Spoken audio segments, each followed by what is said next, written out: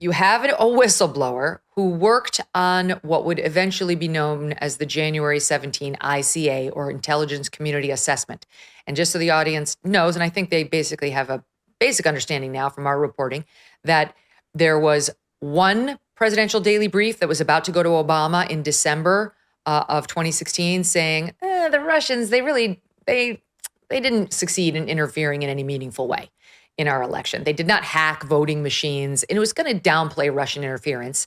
And then they stopped the presses. Obama interfered and said, hold on. And there was a memo saying, per the president's directive, and they're going in a new direction. Lo and behold, what happened next was, we're going to do a new assessment and we're going to see what Russian interference was. Immediately, the media started reporting, it was huge. They interfered in everything. They tried to help Trump. So the answer to the homework was delivered to the media before the homework had been done. And then when the homework was officially delivered in January of 17 to Obama, shock of all shocks, it said what Obama wanted it to say, which was Russia, Russia, Russia. They wanted to help Trump. And off we were on the collusion allegations that would dominate the Trump first term. So now you have spoken to a whistleblower still inside the CIA who worked on that 17 ICA. And this person is telling us what? Well, yeah. So this person, just to put it in context too, I mean, this was one of four analysts at the CIA. And there was also 2 to 4 analysts from the National Security Agency, which of course does signals intelligence, and then 2 other analysts from the FBI. These were the people that were involved they were on the drafting committee to write this ICA intelligence community assessment. And what this person said was that really Director Brennan, CIA Director Brennan, really rode roughshod over the process, that Brennan demanded that the ICA include the debunked Steele dossier. This was a piece of fraudulent memos that suggested that Trump was being sex blackmailed by President Putin. It appears that Brennan coordinated with the FBI, that the FBI insisted that this Steele memo be included in the ICA. The analysts were misled by Brennan, thinking that, he was on their side. In fact, Brennan also wanted to keep it in the ICA. And then, as you quoted there, this person said that Brennan had a pathological need to control this process. Totally inappropriate. I think it's important for people to keep in mind that we think of spying, the sort of the glamorous world, the James Bond, the people, the human intelligence, or maybe even some of the cryptography and the signals, but so much importance is on the analysis, because that raw intelligence has to be interpreted. It has to be put in context. And of course, it doesn't make for a very good Hollywood movie, a bunch of people just sitting around their computers. But the Directorate of Analysis at the CIA is incredibly powerful, because they're in fact more powerful in many ways than the people gathering the intelligence, because they're the ones that are waiting at deciding how credible certain things. So when that process is corrupted, and of course, one of the most famous recent ones is that the CIA process of analysis was corrupted around the weapons of mass destruction in Iraq. This is on par with that. In fact, several people have said that this is the worst corruption of the analysis process within the CIA since the weapons of mass destruction. This person also said that they were under duress. That was their language in describing Brennan's insistence that this fraudulent Steele memo, again, that was commissioned by the Hillary Clinton campaign, that they were under duress to include it. This person expressed a significant amount of anger at the CIA Director Brennan.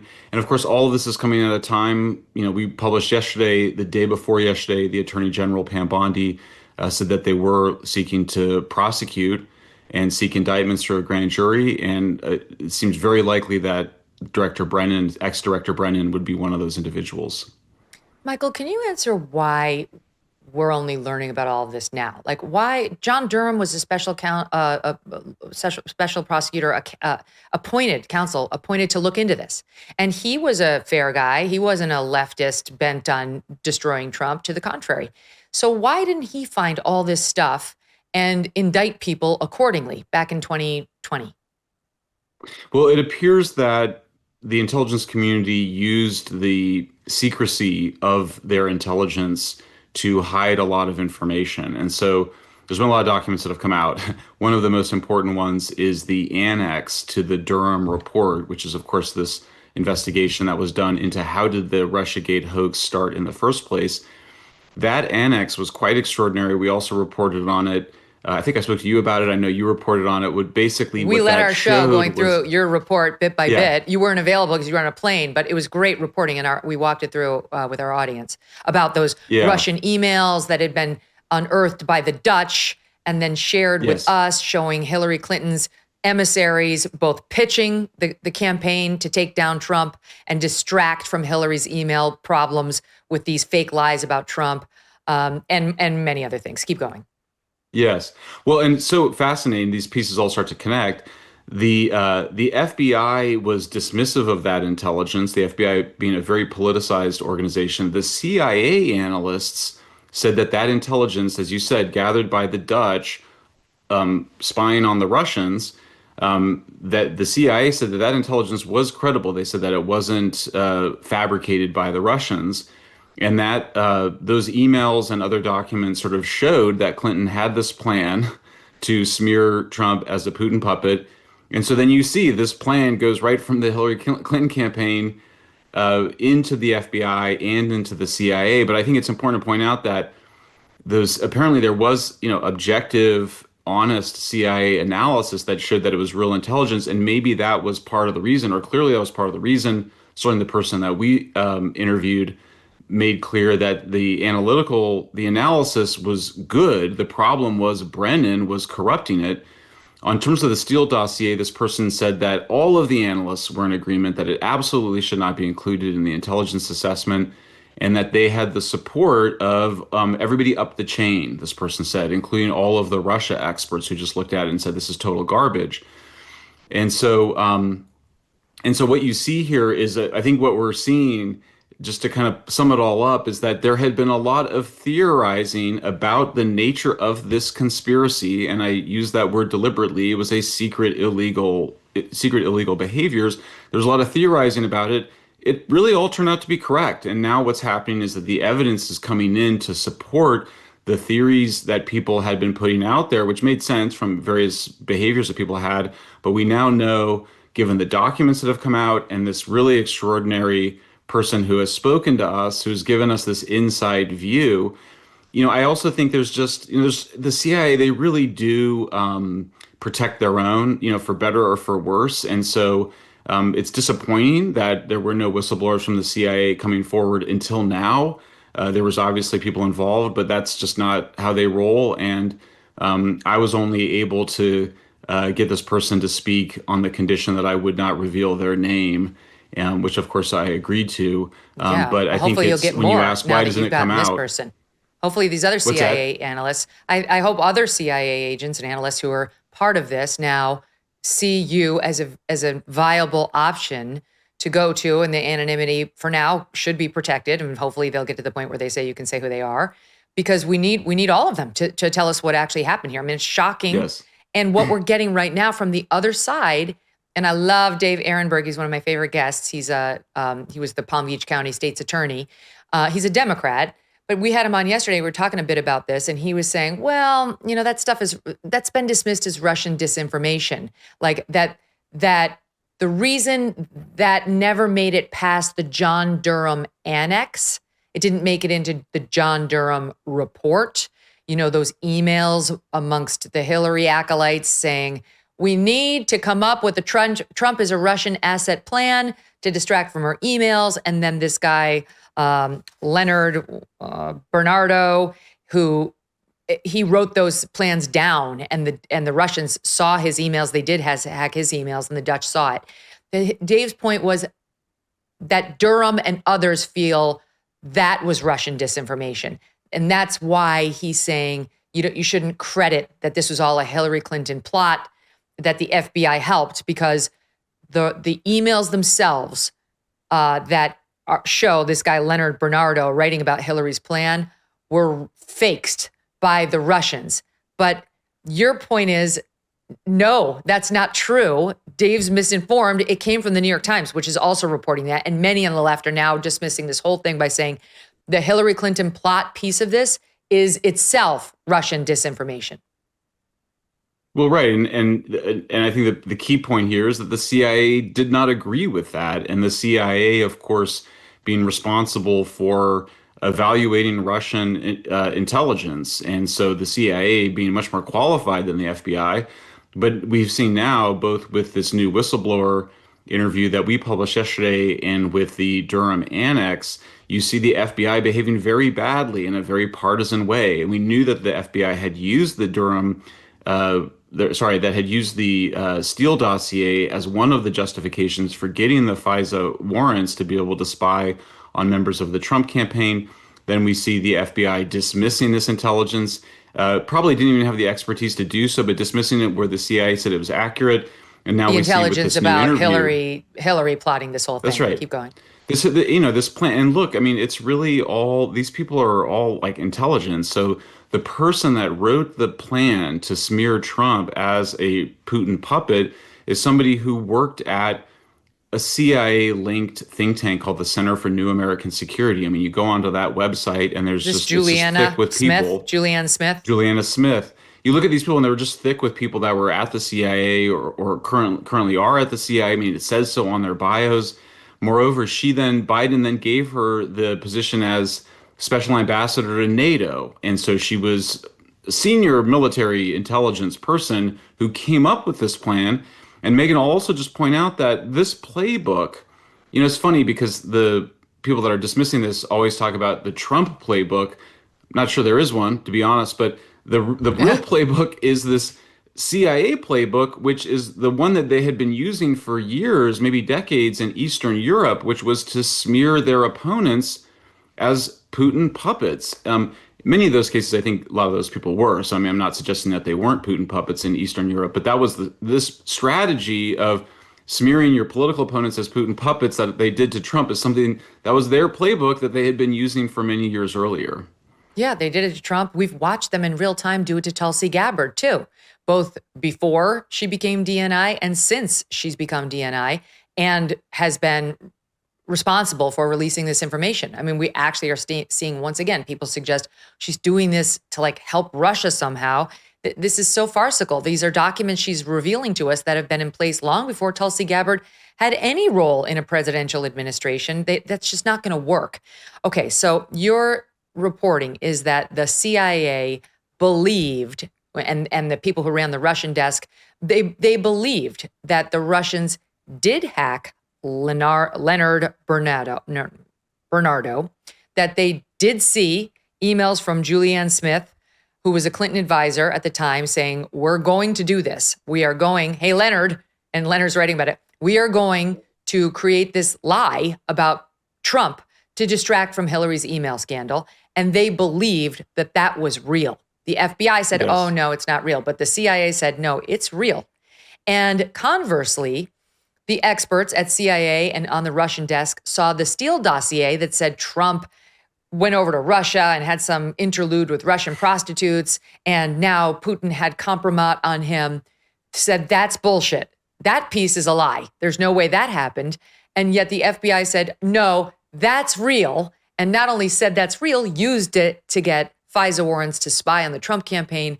So, I mean, it's very interesting. And now you have an actual CIA person who's still there saying, verifying all of this.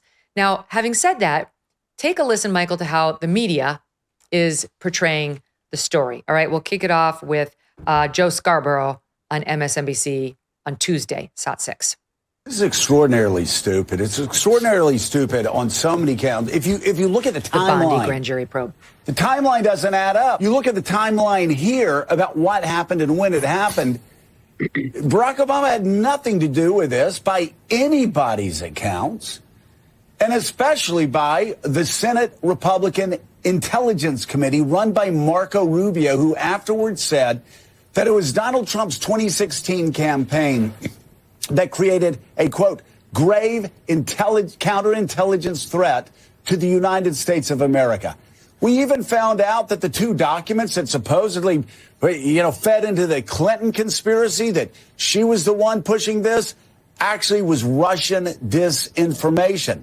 So, again, They know in the Justice Department that this is all BS. No, I think this is a desperate attempt to distract, reviving old conspiracy theories. So playing the hits, if you will, knowing that it will be eaten up on certain conservative cable channels and in the MAGA podcast sphere. So what did that boil down to? The Senate Intelligence Committee report that post-dated that January 17 intelligence community assessment, and the lie that we just discussed, that the Russian emails discussing the Hillary plot were themselves disinformation. Yeah, and I mean, basically everything that Joe Scarborough said there is false. All the main points he made are false and easily disprovable. Even on the Obama one, we asked the person that we interviewed that's still at the CIA, that was one of the authors of the ICA, about Obama, and they said, we do not know President Obama's role in the ICA, but presume that then National Security Advisor Susan Rice, Homeland Security Advisor Lisa Monaco, and in particular Deputy National Security Advisor Avril Haines, who was Cohen's predecessor as Brennan's CIA Deputy Director, played a role in the ICA's timeline and rollout. So this idea that sort of they've somehow proven that Obama wasn't involved is belied by the reality of how this works, which is that Obama is at the top of a hierarchy of intelligence officials, all of whom were involved in the ICA. Now, of course, they could have kept him from it, but this idea that somehow there's proof that Obama wasn't involved is not true. The person just to interject, there is proof that they were going to give him a report on December 8th that downplayed Russian interference. Then there was some meeting with his chief of staff that resulted in a memo saying, per the president's direction, we're going a new way. And then came December 9th, where they started anew on the new project, which would result in that January 17 ICA. But between December 9th and January 17, they did all the leaks to the media saying the Russians interfered and they did it to help Trump. And we have a memo saying per the president's direction. So it's not just supposition that Obama authorized this. Yeah, that's right. In fact, the very night that they had a huge meeting on December 9th that included Susan Rice, included all of the cabinet officials for the intelligence and security agencies. That night, multiple people, according to the New York Times and Washington Post, went to the New York Times and Washington Post and said the Russians favored Trump, and framed this early on before ever doing the ICA. And this person we interviewed that's at the CIA said there's no reason to believe that Brennan, a political operator with many friends in senior roles in the Clinton campaign, was not either directly or indirectly engaging or being influenced of it, regardless of his claims. This person pointed out that we know that they felt personally deceived by Brennan, who had suggested that, it's just the FBI that wanted to keep the Steele dossier. And in fact, we now know from Brennan's emails that Brennan wanted to do that. Megyn, I just wanted to add one other key thing here that I think really people need to understand is that what was in that Durham annex, again, with intelligence that the CIA said was real, was a number of allegations, including that that Obama was pressuring the Attorney General to pressure then FBI Director Comey to drop the investigations into Hillary Clinton's emails. Right.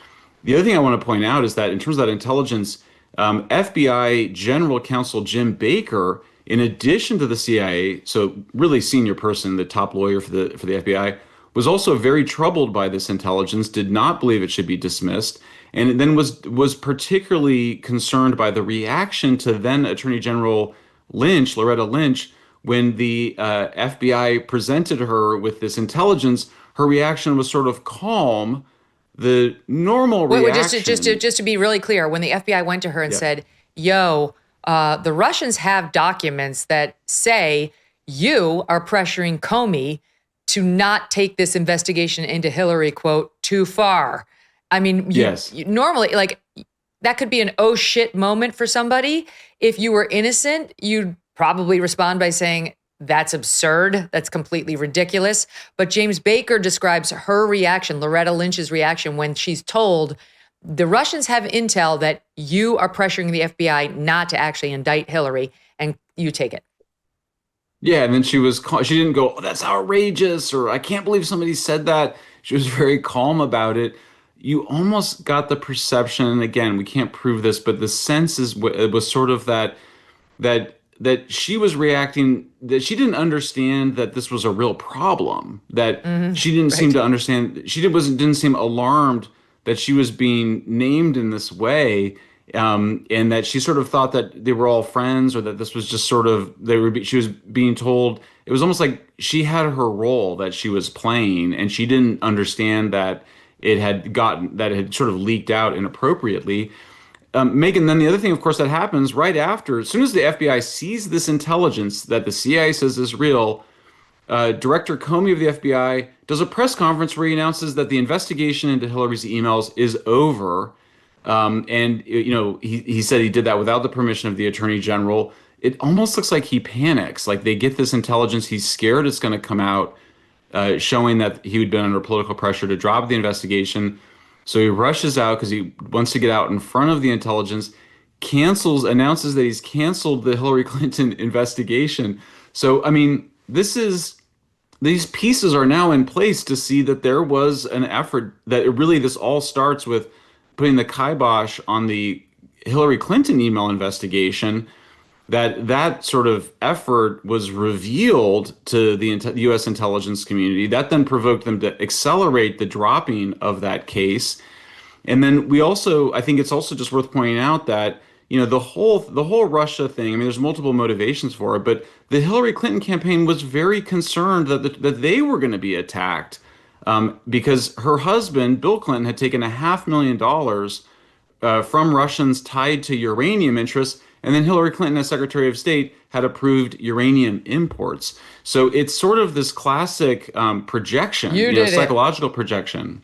Yeah, What's that? It's a classic. You did it. By the way, Yes. This is dying for a Michael Shellenberger documentary. Dying. Like, this would be so much easier to understand if you just spelled it all out. Like, this is what was happening, dropped in the documents, dropped in the witness sots, and you've done it before. You've done such a good job. You've helped me so much understand environmental issues. So we need a Michael Shellenberg documentary on this. I have to ask you about one other media sop because it's just so galling. This is back on, hold on, this is MSNBC, is it not, or is it NBC? It's NBC. And their White House reporter, Monica Alba. And she was on MSNBC yesterday. Watch, SOT 8. A couple of weeks ago, Hallie, when really the headlines were dominated by the Jeffrey Epstein controversy, and then the president was sort of trying to change the topic. Then you had the Director of National Intelligence, Tulsi Gabbard, come to the White House briefing room, come to the podium and try to share some of this alleged new evidence. Well, now you have the Attorney General saying that they're going to try to take that information and try to evaluate it to see if there could be any potential criminal indictments that they would follow. But it really does bear repeating. This is looking into something for which there is no evidence to back it up. And it's really, it seems, a politically motivated move to keep the focus on one of the president's clear political foes and talk about basically anything else. That's the White House reporter for NBC News Now, which is their digital property. That's supposed to be a straight news, objective reporter, Michael, just giving us the straight news facts. Yeah, it's incredible. I mean, of course, the media was really part of all of this. I mean, it was really working with the intelligence community to smear Trump as a Putin puppet. And, so they really, and of course, the New York Times and other publications won Pulitzer Prizes for their disinformation. I think it's really important to underscore that really the whole thing was aimed at spreading disinformation. The reason they opened the investigation into Russian interference, we believe, the reason that they did the ICA, we believe, was precisely so they could go leak it to the media. In other words, once you are saying, so once you that we know Comey leaked his, when he briefed President Trump on Russian interference, that Comey then goes and leaks it to the media. Since President Trump was sworn in, his administration has made enormous progress at a breakneck pace. But don't forget, while they are moving mountains for the good of the nation, you've got your personal savings to worry about. And one of the best ways to look after your savings is through diversification, particularly with gold, like from Birch Gold Group. In the past 12 months, the value of gold has increased by 40%. And Birch was an advertiser on this show 12 months ago. If you had purchased then, you'd be 40% richer today. Now's the time. Central banks continue to bolster demand for gold by burying in record quantities. Global instability and tension is high, and Birch Gold makes owning physical gold so easy. Easily convert an existing IRA or 401k into a tax-sheltered IRA in physical gold, or buy some to store in your home safe. Just text MK to the number 989898, and Birch Gold is going to send you a free info kit on gold. Look into it, see if it's right for you. There's no obligation, just useful information to help you make a decision. With an A+ rating, with a Better Business Bureau, and tens of thousands of happy customers, take control of your savings today. Text MK to 989898. Thanks so much for watching. If you like what you just saw, hit the subscribe button for more clips and full episodes.